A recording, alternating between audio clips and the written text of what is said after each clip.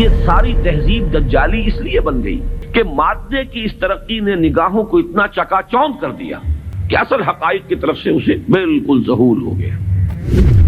اس دنیا کی ترقی اس درجے مرعوب کن ہو گئی کہ اب آخرت کا دھیان کسی کو نہیں۔ انسان نے ایسے ایسے مشاہدات کیے، اکتشافات کیے کہ اب خدا کی ذات کی طرف کوئی توجہ نہیں رہی۔ گویا کہ انسان کی توجہ اللہ کی بجائے، خدا کی بجائے صرف کائنات پر، حیات اخروی کی بجائے صرف حیات دنیاوی پر، روح کی بجائے صرف مادی وجود پر۔ اپنے جسم کی ہمیں بڑی فکر ہے، اس کی ذرا سی کہیں ڈرینجمنٹ ہو جائے، کہیں ذرا سا کوئی بیماری لاحق ہو جائے تو کتنے پریشان ہو جائیں۔ بائی پاس کرانے کے لیے امریکہ پہنچے ہوئے ہوں، روح کی کسی کو فکر نہیں ہے کہ اسے بھی کوئی بیماری لاحق ہوتی ہے، اس میں بھی کوئی عوارض ہے، اس میں بھی کوئی روگ ہے۔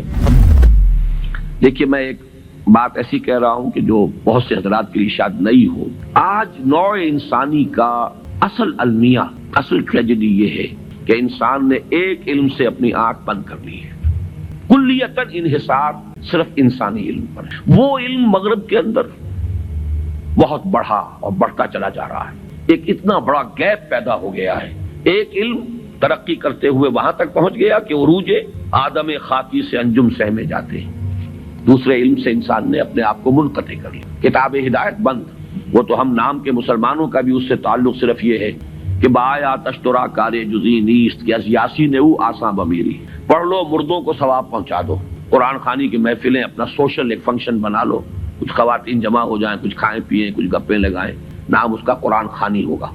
یہ سروکار رہ گیا، اس سے آگے اس قرآن سے تمہارا کوئی سروکار نہیں۔ یہ ہے در حقیقت المیہ، سب سے بڑا المیہ، اور اسی کا نام ہے قرآن اور حدیث کی ٹرمینالوجی میں دجالیت۔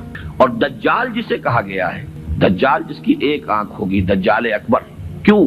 یہ دو آنکھیں تھی جو اللہ نے انسان کو عطا کی تھی۔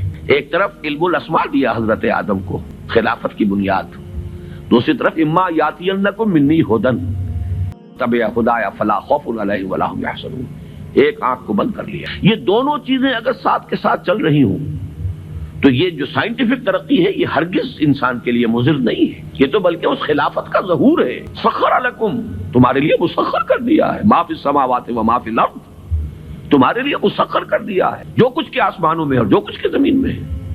خلق لکم ما فی الارض جميعا، بنایا ہی تمہارے لیے ہے جو کچھ بھی ہے زمین کے اندر کل کا کل۔ تو یہ غلط نہیں ہے۔ غلط کیوں ہو گیا؟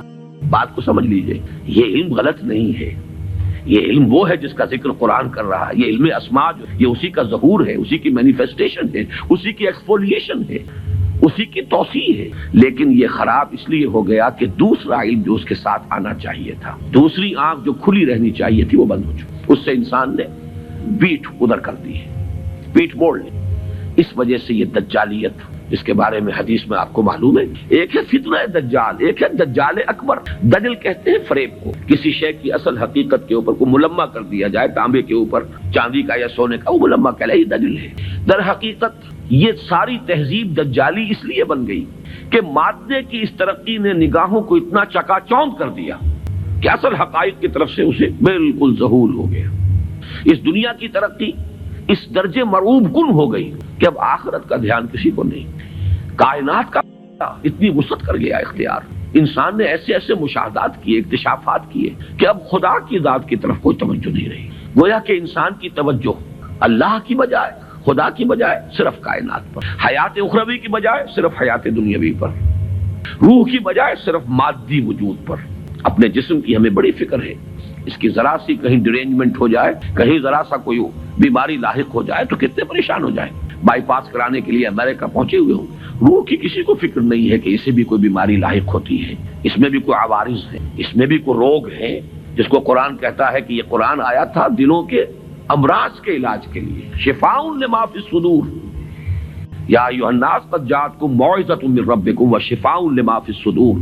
لوگوں تمہارے پاس آ گئی ہے تمہارے رب کی طرف سے نصیحت، اور جو تمہارے سینوں کے اندر روگ ہیں ان کا علاج، ان کی دوا، ان کا مداوا، اس کی طرف کوئی توجہ نہیں۔ یہ ہے در حقیقت ماڈرن مین کا اصل جو المیہ ہے، اس کی جو ٹریجڈی ہے۔